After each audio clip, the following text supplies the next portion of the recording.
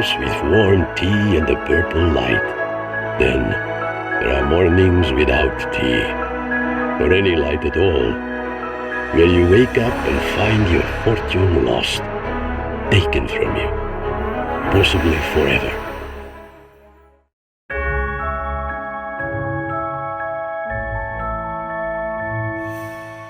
I used to be Leopold the Golden, Leopold the Fortunate.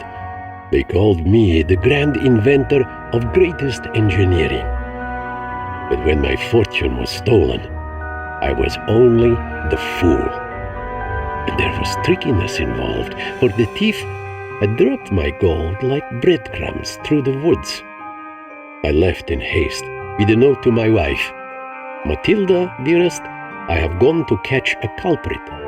I hope to be back by evening supper. Yours kindly, L."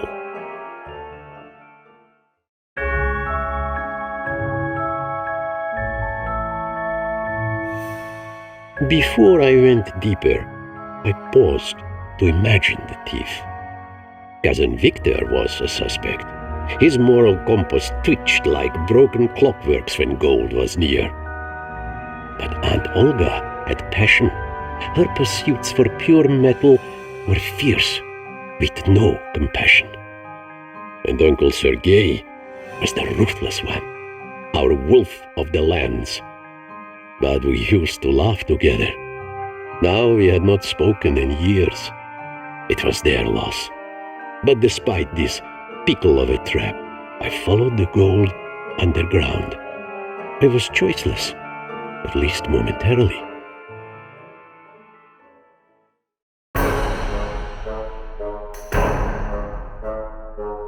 I approached Cousin Victor's port.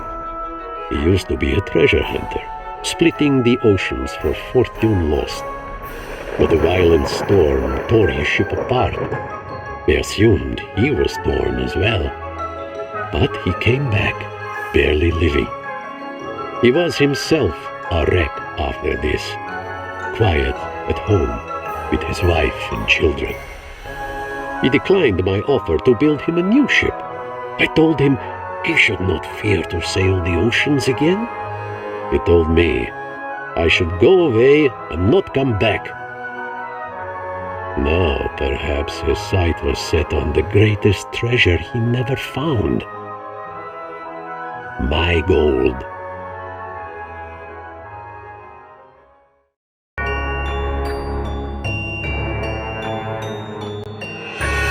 I had seen the steaming apparatus as I passed through Victor's den.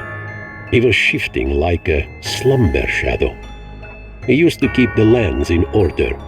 That was the part he played in our world. But now he seemed out of order. This explained why things were getting wildish, with traps and thorns growing out of every corner. But the apparatus was of no concern to me. I was looking for Cousin Victor. Or so I thought.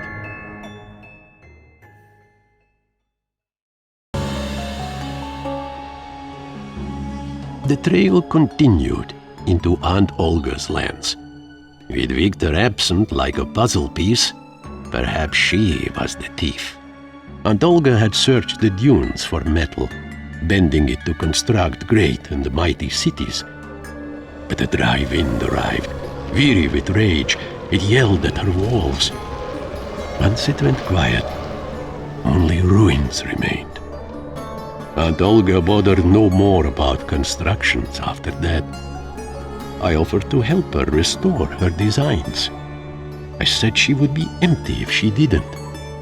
She said I was one to talk. I should take my gold and go.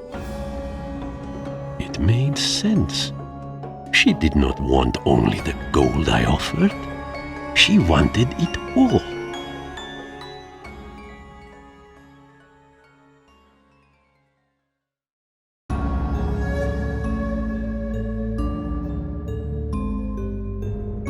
The apparatus had followed me to Aunt Olga's cities.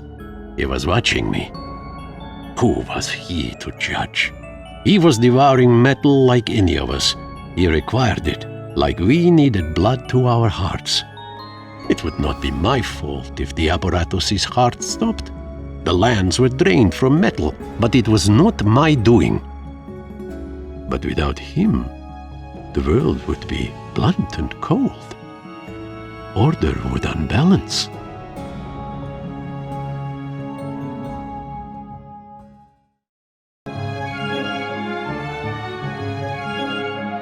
I left Aunt Olga's cities confused by her act of vanish. The trail continued into Uncle Sergei's mountains. He was a trader, draining the metal from the mountain, selling it to whoever and whatever. Sergei drilled deep and hit the core of the world. A storm came down and collapsed his mines. His crew died, his wealth was gone, buried under the rocks. Uncle Sergei went mad. He settled by a lake, where he spent his days writing, swimming, and sleeping. I offered to help him restore his trade. I said he would remain insane if he didn't. He said I was the mad one, and told me to disappear and take my gold with me. Of course, he'd been scheming to steal my fortune instead of drilling for new. Ruthless, like the wind through Uncle Sergei's passage.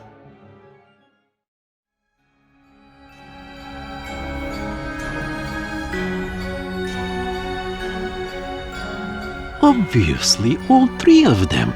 How could I not have seen this? I screamed and yelled. Why had they taken my gold? I had been nothing but kind to them. They told me to be calm.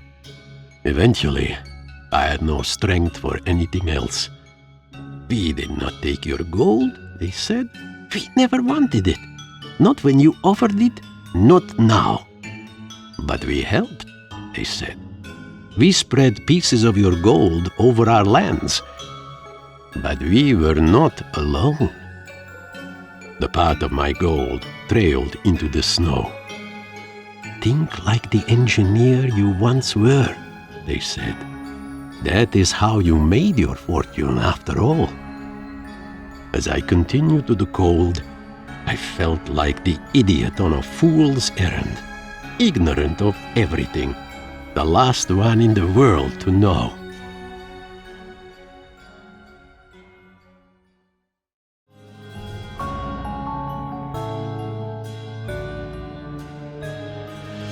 I was afraid. The apparatus kept following me. I thought of deceit and fortune lost, of envy and revenge. But most of all, I thought of one thing, or one person. Hello, Leopold. Matilda? How have you been? I left you a note. Someone took my gold. I've missed you. I haven't been gone long. It's been years, Leo, since I left. That is long. Did you leave? I didn't notice. I've been busy with all the... Do you know why I took your gold, Leo? It was you? Do you know why I left? But you didn't leave. I wanted to stay. I tried. But the gold took your decency, your kindness. I was always kind. You were simple and passionate when we met, and I was happy with that. You would have tired of me. You would have wanted things, not inventions. We'll never know that, will we? Your gold is at the end of this trail. Very well.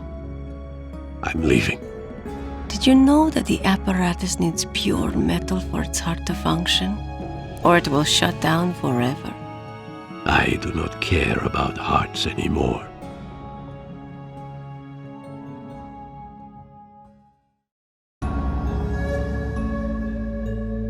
I had reached the end. I had my gold, which Matilda stole from me. But what had I recovered?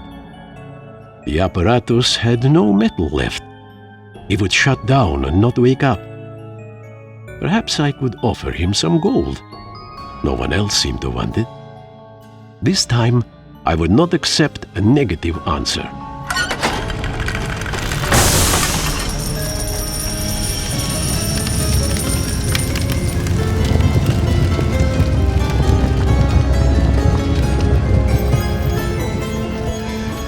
At this point, I thought it was over. I was ready to go home alone. But I was wrong. The apparatus's veins were closed. His heart had stopped. The valves did not move. I had only a few minutes to resolve this, or the apparatus would die. The bay of a steaming machine. I felt strange, empty, but not tired. Well, that was that, I suppose. Leopold, are you hurt? Of course. I'm bruised beyond myself, hardly able to jump, much less leap or float.